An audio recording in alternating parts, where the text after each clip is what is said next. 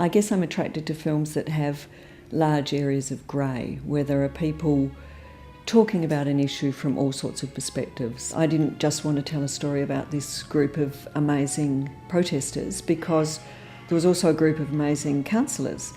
And, you know, some of those councillors stood out as having a particularly interesting story, in particular Dick Gross. I'm a political animal. I like politics.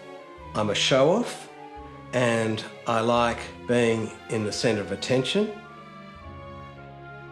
So I've got, you know, emotional problems, which I massage by being a counsellor. Steve McMillan, the developer, is fantastic. I mean, he's a great interviewee. He was prepared to say what he thought. You know, incredibly open about his views. Generally, the people who are opposed to it are quite old.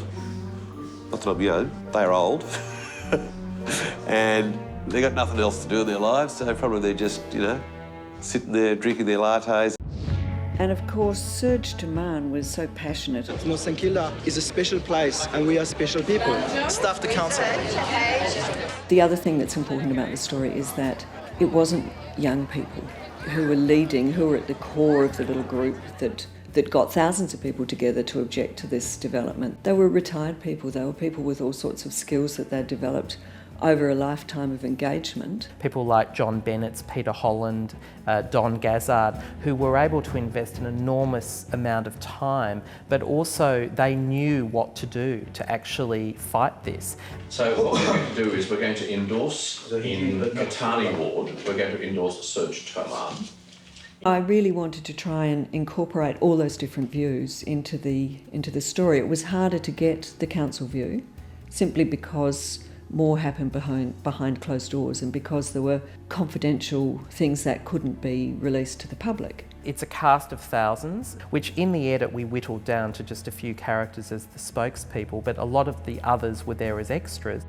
We knew that it was going to be a long edit process, and I think that it made sense for Rosie to be the editor at that point, because actually there was 200 hours of material.